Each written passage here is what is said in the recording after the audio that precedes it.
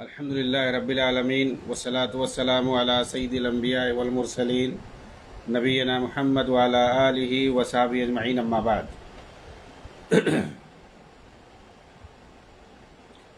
قال اللہ تعالی فی کلامہ المجید، اعوذ باللہ من الشیطان الرجیم، بسم اللہ الرحمن الرحیم۔ والسابقون الاولون من المہاجرین والانصار والذین اتبعوهم بإحسان رضی اللہ عنہم ورضوا عنہ وأعد لهم جنات تجری تحتها الانہار خالدین فیہا ابدا ذالک الفوز العظیم۔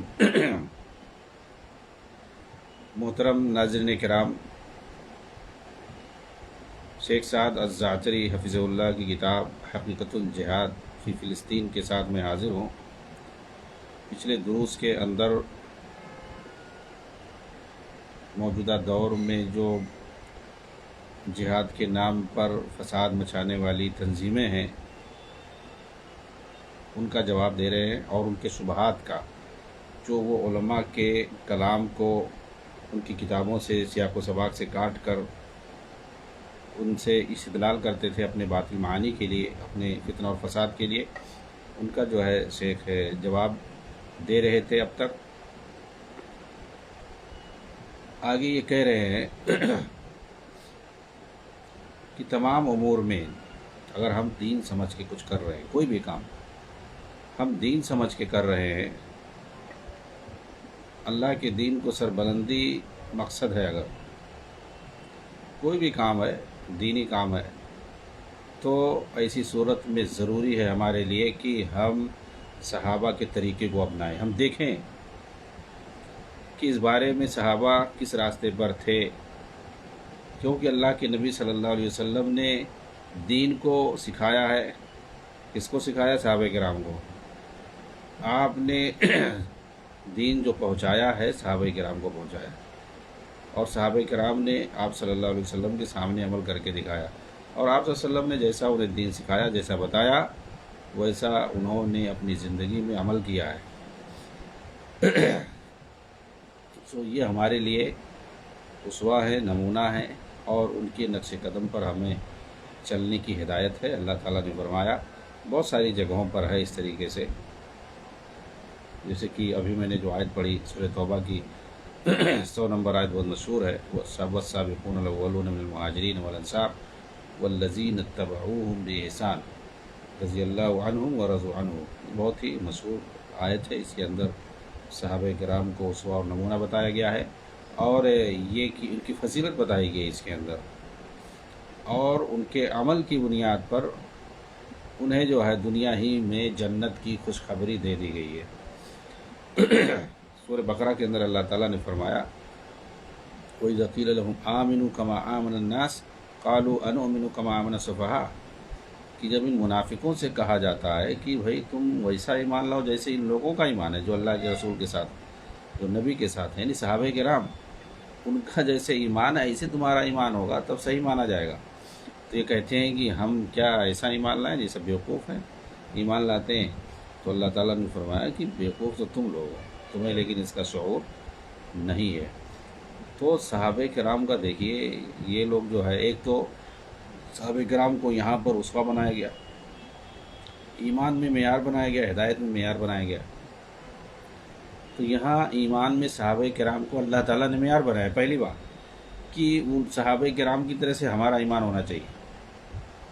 اور دوسری بات یہ کہ صحابہ کرام کا اللہ نے دفاع کیا ہے۔ جب منافقوں نے الزام لگایا کہ یہ لوگ بیوقوف ہیں،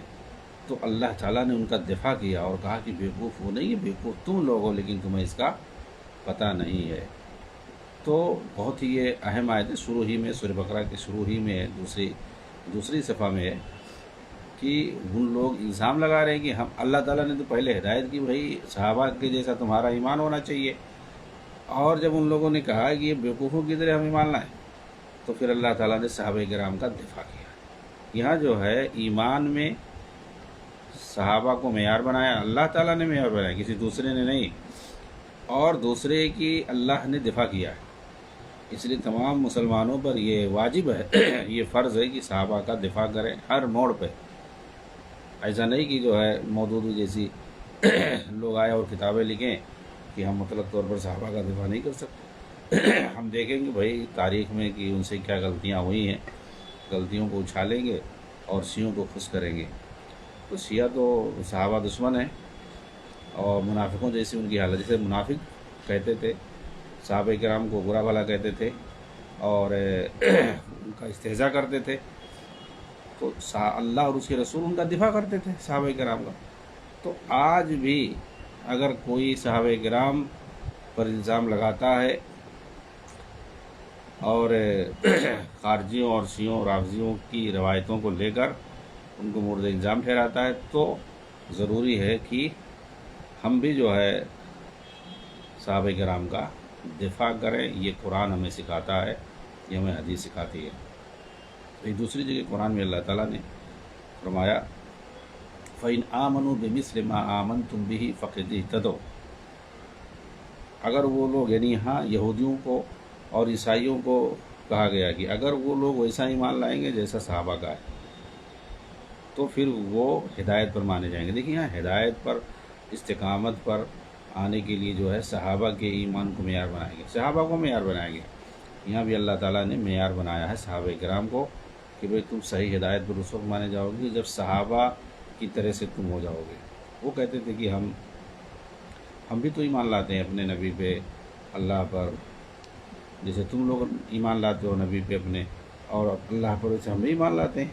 تو کہا نہیں، ابھی صحابہ کی طرح تمہارا ایمان نہیں ہے، صحابہ تو تمہارے نبی پر بھی ایمان لاتے ہیں اور آخری پیغمبر پر بھی ایمان لاتے ہیں، تم لوگ آخری پیغمبر کو نہیں مانتے ہو، تو صحابہ جیسا تمہارا ایمان نہیں ہے۔ تو یہاں پر صحابہ کرام کو معیار بنایا گیا ہے کہ صحابہ کی طرح سے ہونا ضروری ہے۔ مختلف جگہوں پر صحابہ کرام کو معیار بنایا گیا ہے، اللہ کے رسول نے ان کو جو ہے پورے طور پر ان کے پورے عمل کو معیار بنایا ہے۔ وہ حدیث افتراق جو ہے بہت بڑی، جو حدیث افتراق ہے جس کے اندر جب اللہ کے رسول نے فرمایا کہ میری امت اتنا فرقہ بڑھ جائے گی اور جو ہے اس میں ایک جو گروہ ہوگا وہ جنتی ہوگا۔ صحابہ کرام نے پوچھا وہ کون لوگ ہوں گے؟ تو آپ نے فرمایا ما انا علیہ الیوم و اصحابی، کہ جو میرے طریقے پہ چلیں گے اور صحابہ کے طریقے پر، اور میرے صحابہ کے طریقے اور منہج پر جو لوگ چلیں گے۔ تو آپ نے ایک اصول اور ضابطہ بنایا، جیسے آپ نے اپنے کو معیار بنایا، اپنی سنت اور طریقے کو معیار بنایا، ویسے ہی صحابہ کرام کے طریقے کو آپ نے معیار بنایا۔ تو صحابہ کے طریقے پر چلنے والے جو ہے جنتی ہوں گے۔ تو صحابہ کا کیا طریقہ تھا؟ ہر چیز میں، دین کا کوئی بھی معاملہ ہو تو ہمیں دیکھنا پڑے گا کہ اس میں جو ہے اللہ کے رسول نے کون سا طریقہ سکھایا ہوا ہے صحابہ کرام کو، تو ہم بھی اسی طریقے پر چلیں گے۔ کوئی بھی چیز ہو، وہ دین کا کوئی بھی حصہ ہو، حتیٰ کہ جہاد ہی کیوں نہ ہو، اس میں بھی ہمیں دیکھنا ہوگا کہ صحابہ کرام نے کون سا طریقہ اپنایا تھا۔ کیا وہ پبلک کو مرواتے تھے دشمنوں کے ہاتھوں، یا وہ مسلمانوں کی جانوں کی حفاظت کرتے تھے؟ صحابہ کرام نبی صلی اللہ علیہ وسلم کے ساتھ مل کر کے 10 سال جہاد کرتے رہے اللہ کی راہ میں۔ آپ دیکھیں جو ہے مرنے والوں کی تعداد مسلمانوں میں آپ کو جو ہے 200 بھی نہیں ملے گی۔ مسلمانوں میں جو لوگ لڑائیوں میں مارے گئے، شہید ہوئے، ان کی آپ لسٹ دیکھیں۔ 10 سال کے اندر نبی صلی اللہ علیہ وسلم کے ساتھ رہ کر کے انہوں نے جو جہاد کیا، یا جو اکیلے گئے، دستہ بھیجا اللہ کے رسول نے، جن کو سریہ کہتے ہیں، سب ملا کر کے آپ جو ہے لسٹ بنائیں، 200 تک بھی ان کی تعداد نہیں ملتی ہے جو مسلمانوں میں شہید ہوئے۔ اور اسی طریقے سے دشمنوں میں جو لوگ مارے ہوئے 1000 بلکہ 1500 تک ان کی تعداد پہنچتی ہے۔ تو وہ لوگ جہاد اس لیے نہیں کرتے تھے کہ جو ہے لوگوں کو ماریں اور اپنے آپ کو، اپنی جو ہے پبلک کو، اپنے رعایا کو دشمنوں کے ہاتھ کٹوائیں، بلکہ مسلمانوں کی جان کا تحفظ جو ہے یہ بھی جو ہے اس کی جو ہے ترجیحات میں سے اور ضروری ہے، اور اسی لیے جو ہے آدمی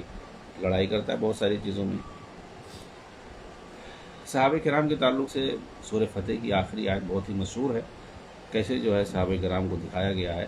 محمد الرسول اللہ والذین معه اشداء علی الکفار رحماء بینہم تراہم رکعا سجدا یبتغون فضلا من اللہ ورضوانا سیماہم فی وجوہہم من اثر السجود ذالک مثلہم فی التوراۃ ومثلہم فی الانجیل کزرع اخرج شطأہ فآزرہ فاستغلظ فاستوى على سوقه يعجب الزراء ليغيظ بهم الكفار وعد الله الذين آمنوا وعملوا الصالحات منهم مغفرة وأجرا عظيما۔ اس کے اندر آپ دیکھیں صحابہ کرام کا جو ہے اللہ تعالیٰ نے کس طریقے سے نقشہ کھینچا ہے ان کی حالت کا، ان کی دینی حالت کا، کہ وہ کس طرح تھے اللہ کے رسول کے ساتھ، کافروں پر کیسے سخت تھے، آپس میں ایک دوسرے کے لیے کیسے جو ہے نہایت رحم دل تھے، آپس میں کافروں پر سخت تھے، یہ نہیں کہ جو ہے مسلمانوں ہی کو مارتے تھے، مسلمانوں ہی کو کاٹتے تھے آپس میں، بلکہ یہ آپس میں ایک دوسرے کے لیے رحم دل ہوتے تھے،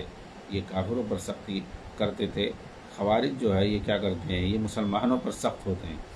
تو مسلمانوں ہی کے ممالک میں، مسلم علاقوں میں ہی یہ لوگ فتنہ مچاتے ہیں، فساد مچاتے ہیں، اور مسلمانوں ہی کو یہ مارتے ہیں، ان کی تاریخ رہی ہے۔ یہ جو آیت ہے سورہ فتح کی آخری آیت جو ہے، یہ خوارج کے لیے بہت ہی مطلب سخت ہے۔ آگے جو شیخ سعد الزاتری حفظہ اللہ کہتے ہیں کہ سو تمہیں کامیابی کبھی بھی نہیں مل سکتی اور اللہ تمہاری مدد کبھی نہیں کر سکتا جب تک تم ان صحابہ کے منہج پر نہ چلو جو دین کے رہنما اور امام ہیں، جنہوں نے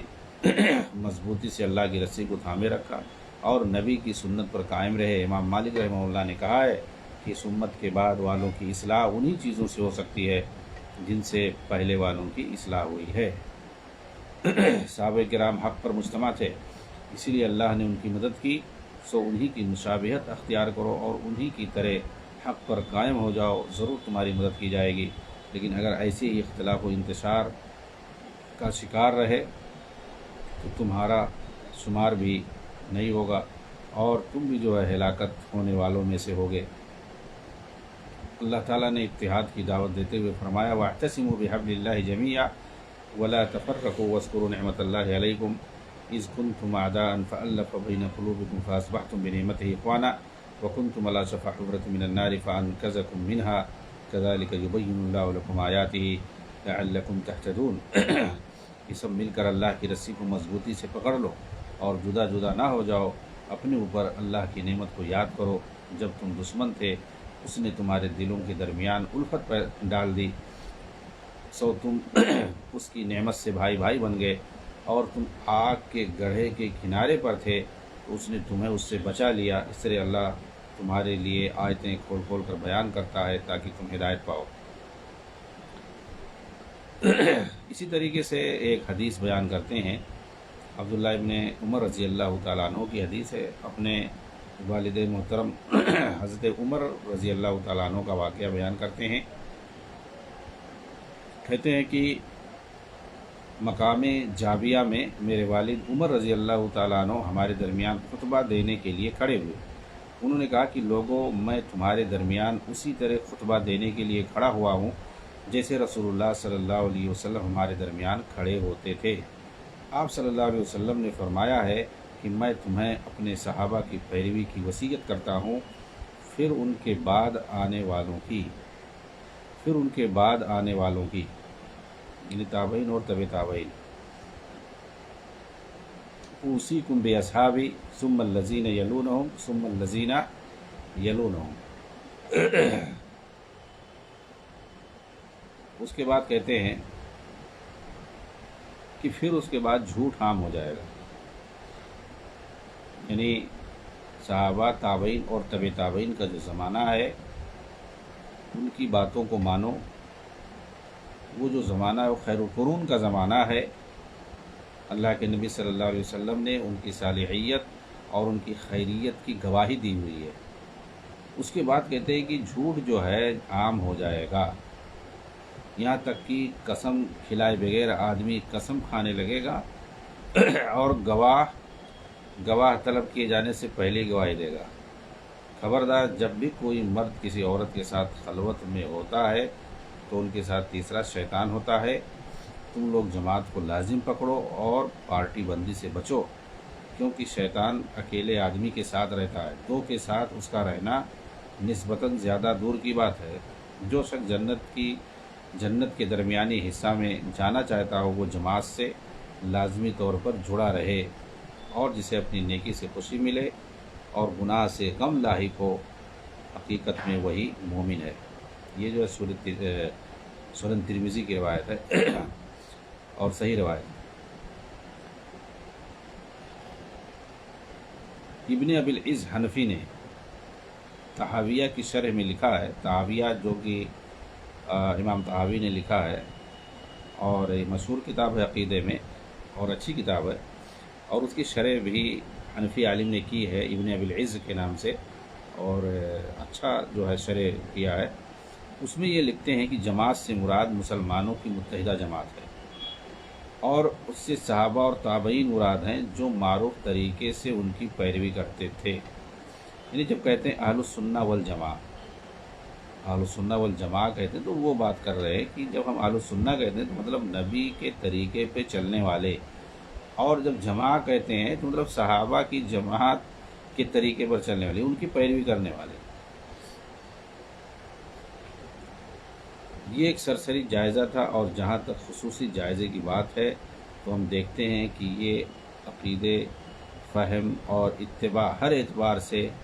منہج سلف سے پوری طور پر دور ہیں. یعنی دور حاضر کی خارجی جماعتوں اور تنظیموں کے بارے میں بات کر رہے ہیں، بالخصوص حماسیوں کے بارے میں. یہ صرف اور صرف حمیت، عصبیت، وطنیت کی خاطر قتال کرتے ہیں. یہ جیلوں کے اندر گروپ بناتے ہیں. یہ جلا وطنی کی زندگی گزارتے ہوئے بیرون ممالک میں قاتلانہ تنظیمیں بناتے ہیں، اور کچھ تو ایسے ہیں جو الہاد اور فلسفہ اور بدعتی کتابوں کا مطالعہ کر کے مزاحمت کاری تنظیمیں اور جماعتیں تشکیل دیتے ہیں، جیسے یورپ، امریکہ اور دوسرے جو ہے کمیونسٹ ممالک میں خاص طور سے بہت ساری وہاں بھی وہاں بھی اس طریقے سے سیپریسٹ تنظیمیں اور جماعتیں ہیں جو ملک کے خلاف لڑتے ہیں. تو ان کی بھی کتابیں پڑھ کر، ان سے متاثر ہو کر کے، ان کے فلسفے سے متاثر ہو کر بھی مسلم دنیا میں بہت ساری ایسی خارجی تنظیمیں ہیں جو گروپ بنا دی. فلسطین میں بھی اس طریقے کی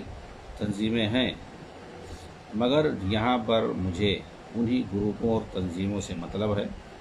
شیخ سعد الزادری حفظہ اللہ کہہ رہے ہیں کہ یہاں اس کتاب کے اندر مجھے صرف انہی گروپوں اور تنظیموں سے مطلب ہے جو اپنے ساتھ اسلام کا نام جوڑتی ہیں تاکہ اپنی کارستانیوں کے لیے جواز فراہم کر سکیں. جی ہاں، دین کا نام لیتے ہیں اور سیاست کا کام کرتے ہیں، جیسے کہ حماس، الجہاد الاسلامی جیسی تنظیمیں. باقی گروپوں سے میں نے صرف نظر کیا ہے کیونکہ ان کے افکار بالکل واضح ہیں. ایک مسلمان کے لیے وہ بالکل مشکوک نہیں ہے، یعنی واضح ہے کہ یہ جو ہے اسلام سے ان کا کوئی تعلق نہیں ہے، کیونکہ وہ وطنیت، جمہوریت، لادینیت، قومیت اور اشتراکیت وغیرہ کا نام لگا رکھی ہیں اپنے ساتھ. لیکن مجھے تعجب ہوتا ہے ان لوگوں پر بھی کہ ان غیر اسلامی ناموں کے ساتھ یہ کیسے مسجد اقصی کا شعار بلند کرتے ہیں، جبکہ وہ مسجدوں میں نماز پڑھنے کو ذرا بھی اہمیت نہیں دیتے اور نہ ہی یہ احکام صلاۃ کو سیکھتے ہیں. یقیناً جو مسجد اقصی کا اہتمام کرتا ہے وہ اس لائق ہے کہ وہ مساجد میں نماز کا اہتمام بھی کرتا ہو، اور وہ اس لائق ہے کہ وہ ان لوگوں میں سے ہو جو عبادات اور بطور خاص نماز اور علم شرعی کو سیکھتے اور حاصل کرتے ہیں.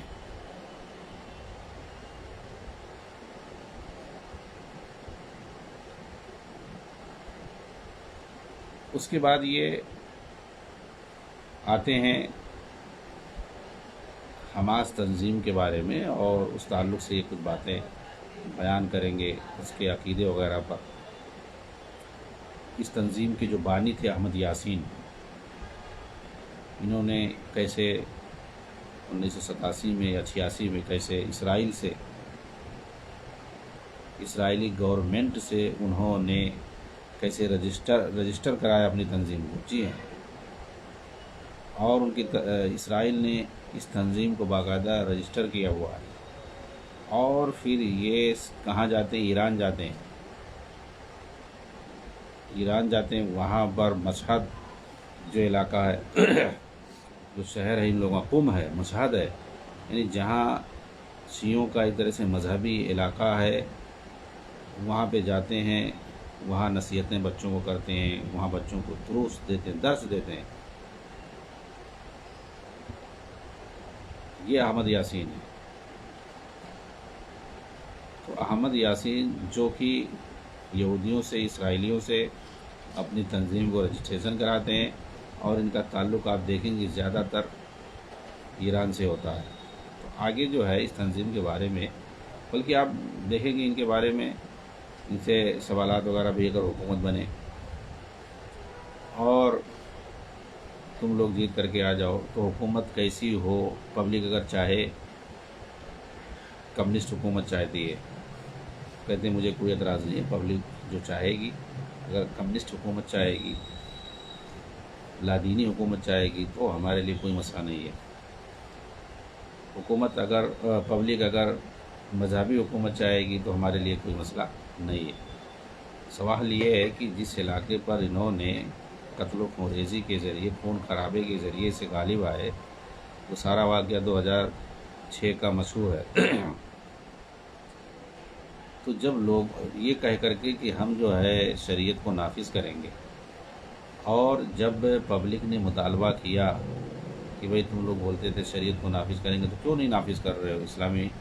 کہہ رہے تھے کہ اسلامی طریقے سے ہم حکومت کریں گے،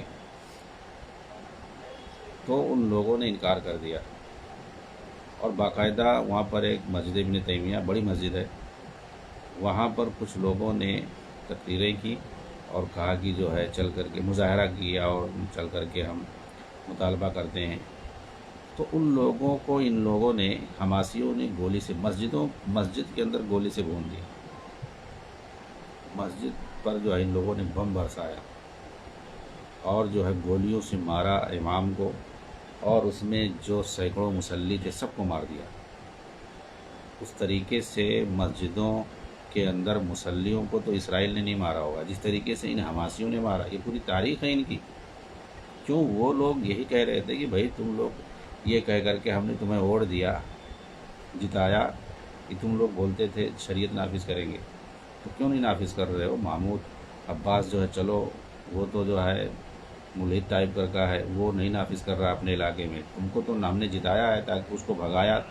اور تم کو جتایا تو تمہیں نافذ کرنا۔ یوسف قرضاوی سے فتویٰ پوچھ رہے تھے کہ جو ہے اس طرح لوگ مطالبہ کر رہے ہیں، تو یوسف قرضاوی نے کہا وہ لوگ بیوقوف ہیں، ابھی جو ہے شریعت نافذ کرنے کا ٹائم نہیں ہے۔ یہ یوسف قرضاوی کے جو ہے فتوے کی بنیاد پر حماسیوں نے ان مصلیوں کو، ان جو ہے موحدین کو قتل کیا اور مسجد کے اندر قتل کیا، سینکڑوں مصلیوں کو، امام کو، اور مسجد کے اندر جو ہے قتل و خونریزی مچائی ہے۔ یہ ان فسادیوں نے، ان خارجیوں نے، وہیں سے جو ہے ان کا فساد شروع ہوتا ہے۔ اور داعشیوں کی طرح سے جو بھی ان کی جو ہے ان کے کرپشن پر یا ان کی جو ہے قتل و خونریزی پر کوئی اعتراض کرتا ہے، کوئی آواز اٹھاتا، اس کو سڑکوں پر ایسے بھون دیتے تھے داعشیوں کے طریقے پہ، کیونکہ کوئی بھی جو قانون اصول ایسا نہیں کہتا، کوئی بھی ہو، کوئی بھی جرم کرے، کوئی بڑا سے بڑا جرم کرے تو اس کی جو ہے ایک جو ہے پروسیس ہوتا ہے، شرعی اعتبار سے بھی اور غیر شرعی اعتبار سے بھی، ہر اعتبار سے بھی اگر دیکھیں گے تو اس کا ایک پروسیس ہوتا ہے کہ کیسے جو ہے اس کے اوپر مقدمہ چلایا جاتا ہے، تحقیق ہوتی ہے، تفتیش ہوتی ہے، اور پھر اس کے بعد جب جرم ثابت ہوتا ہے تو جو طریقہ اس کے ساتھ ہے اپنانے کا ہے ویسا اپنایا جاتا ہے، ویسا اس کو سزا دی جاتی ہے، اور سزا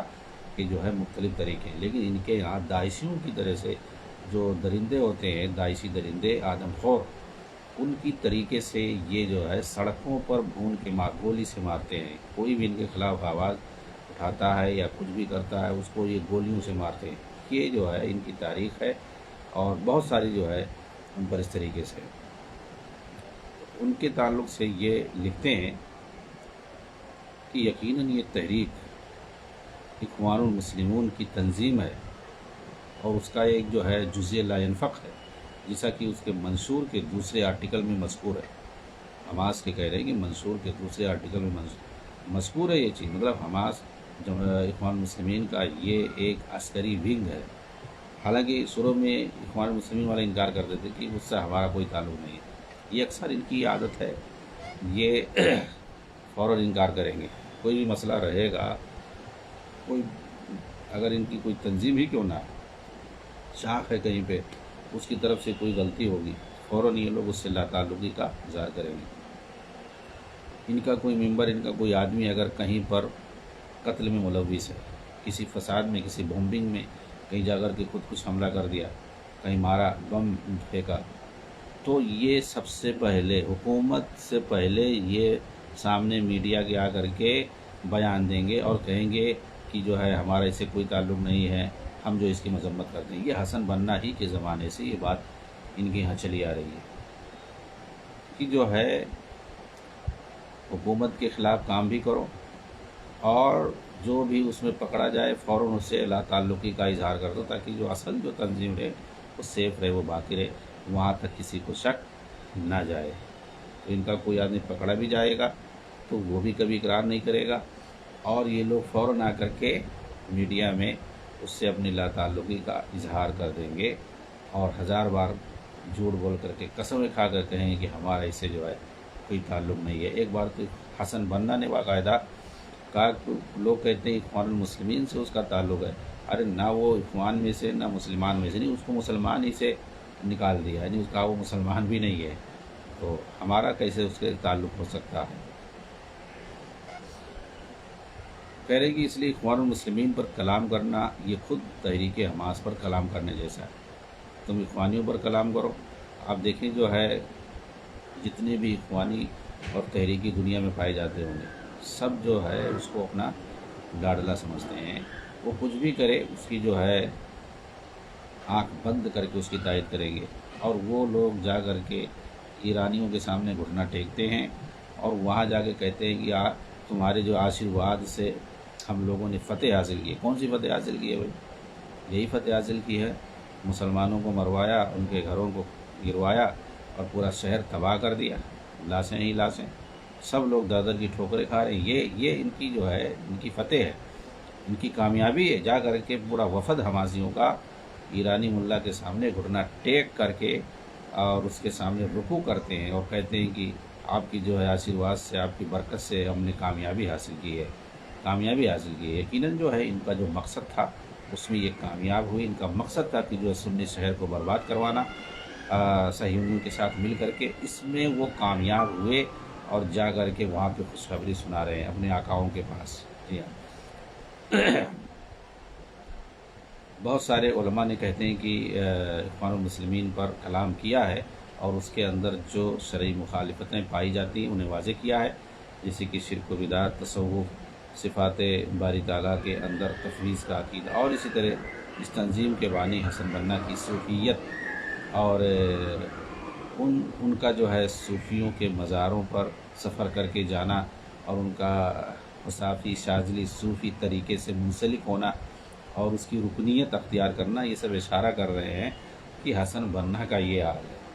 کہ وہ کیسے کئی کلومیٹر تک، 20 کلومیٹر تک پیدل جاتے تھے جمعہ کے دن۔ کہاں جاتے تھے؟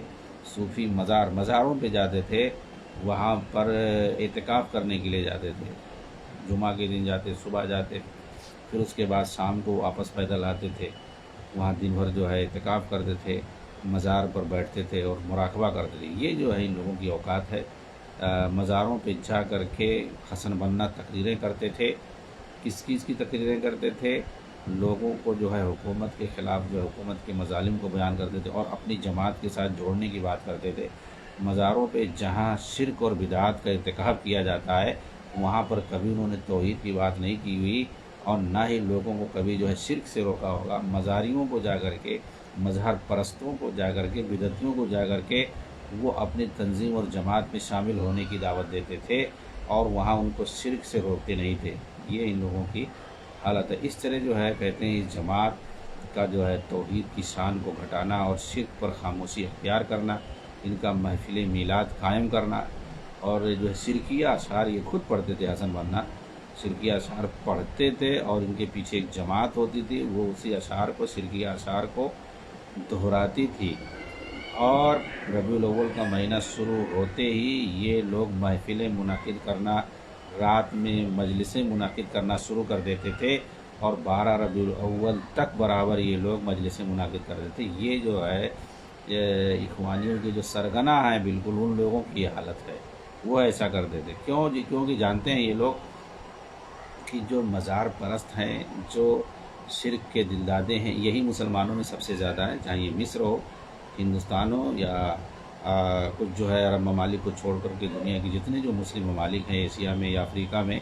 آپ چلے جائیے جگہ جگہ، قدم قدم پہ آپ کو مزار ملے گا، تو جانتے ہیں کہ انہی لوگوں کی تعداد جو ہے زیادہ ہے، مزاریوں کی، مزار پرستوں کی تعداد۔ اب ان کو جو ہے اپنے ساتھ ملا کے رکھو گے تبھی جو ہماری جماعت بڑھے گی اور ہماری جماعت مضبوط ہوگی۔ تو یہ صوفیوں کی مجلسوں میں شریک ہونا، مزاروں اور قبوں کی تعمیر کرنا اور اس طرح کی دیگر بدعات اور گمراہیاں ان کے اندر پائی جاتی ہیں۔ علماء نے اس جماعت اور اس کے بانی پر ردود لکھے ہیں، جو ان کی کتابوں میں، ان کی کیسٹوں میں، انٹرنیٹ، سوشل میڈیا پر پھیلے ہوئے ہیں، مگر یہاں پر موضوع سے متعلق جو چیز ہے وہ فلسطین کو غاصب اور قابض صہیونیوں سے، یہودیوں سے آزاد کرانے کا موضوع ہے۔ تو ہم پاتے ہیں کہ اس جماعت کا یہودیوں سے جو بھی دشمنی ہے وہ دنیاوی ہے، دینی نہیں ہے۔ یہ چیز آپ جو ہے حسن بننا کے یہاں پائیں گے، سید قطب ہو یا خود احمد یاسین ہو، ان سب لوگوں نے، اور ان کے جو بڑے بڑے سرگنے ہیں، یہودیوں سے کہہ دیں کہ ہماری جو دشمنی ہے یہ زمین کی وجہ سے ہے، نہیں تو ہمارا ان سے کوئی دینی لفڑا نہیں ہے، وہ بھی ہمارے بھائی ہیں، اس طریقے سے۔ حالانکہ یہود و نصارہ یہ جو بھی مشرک کافر ہیں، ان سے جو مسلمانوں کی جو ہے دشمنی ہے وہ دین کی بنیاد پہ ہے، اور یہودی تو سب سے بڑے جو ہے مسلمانوں کے دشمن ہیں۔ تو قرآن گواہی دے رہا ہے کہ مسلمانوں کے سب سے بڑے دشمن جو ہیں یہودی ہیں۔ کس اعتبار سے؟ دنیاوی اعتبار سے تھوڑی کہا قرآن نے، دینی اعتبار سے سب سے بڑے جو ہے دشمن ہیں یہود۔ اور یہ لوگ کہتے ہیں، اخوانی کہتے ہیں کہ یہودی جو ہمارے دشمن نہیں ہے۔ باقاعدہ حسن بننا نے اس بات کا بڑی محفل کے اندر، عالمی جو ہے محفل کے اندر جو ہے باقاعدہ حسن بننا نے اقرار کیا اس بات کا کہ جو ہے قرآن میں، بلکہ یہ بھی کہا کہ قرآن میں یہودیوں کی تعریف آئی ہے، قرآن میں یہودیوں کی برائی نہیں آئی ہے، یہودیوں کی جو ہے تعریف کی گئی ہے، ایسے ایسے جو ہے پڑے ہوئے ہیں۔ ان اخوانیوں کے بارے میں آپ بولو گے تو عجیب عجیب چیزیں پاؤ گے کہ دکھنے میں لگے گا کہ یہ یہودیوں کے جو ہے دشمن ہے، سوشل میڈیا پہ دشمن بتا کے دکھا، اور ان کی جو حقیقت جاؤ گے پول کھولے گی کہ ارے اندر سے تو یہ سب ملے ہوئے ہیں، اندر سے ایک ہیں۔ جی ہاں، جسے آپ ایرانیوں کو دیکھ رہے ہیں کہ ایسا لگے گا کہ امریکہ کے جو ہے اسرائیل کے بہت بڑے دشمن ہیں، سب سے زیادہ، لیکن اندر جا کے دیکھو گے تو پتہ چلے گا یہ تو سب ملے ہوئے ہیں۔ جہاں جو ہے مسلمانوں کی بات آتی ہے، مسلمانوں کی تباہی کی بات آتی ہے، تو دیکھو کہ پیچھے سے جو ہے یہ سب مل کر کے مارتے ہیں۔ ایران بھی مارتا ہے، یہ اسرائیل بھی مارتا ہے، امریکہ بھی مارتا ہے۔ سنی مسلمان جو اصل ہیں، مسلمان جو اصل ہیں، ان کو جو ہے سب مل کر کے پیچھے سے بیک ہو کر کے سب پردے کے پیچھے سے مارتے ہیں۔ ایران بھی ایک طرف سے مارتا ہے، ایک طرف سے امریکہ مارتا ہے، صلیبی مارتے ہیں، ایک طرف سے اسرائیل مارتا ہے۔ یہ سب جو ہے آپس میں ملے رہتے ہیں، اور سامنے جو ہے میڈیا میں ظاہر کریں گے کہ یہ جو ہم اسرائیل کے نقشے کو مٹا دیں گے، یہ کر دیں گے، اور اسرائیل بھی بولے گا کہ ہم جو ایران کو نقشے سے مٹا دیں گے، امریکہ بھی دھمکی دے گا، اس طریقے سے۔ اور پتہ چلے گا کہ اندر اندر اس کو جو ایٹمی پاور طاقت بنا رہے ہیں لوگ، اور کریں گے اس کے خلاف کچھ نہیں۔ اور دوسرے جو مسلم ممالک ہیں، عرب ممالک ہیں، ان کو جو ہے ایسا لگے گا کہ یار ان کو جو ہے مار دے گا، ایٹمی طاقت نہیں بننے دے گا، تو ہم لوگ بھی مت بناؤ، تو دوسرے بھی نہیں بنا پاتے ہیں، اور ایران کو بنوا دیتے ہیں دھیرے دھیرے۔ کہنے مطلب ان کی جو دشمنی ہے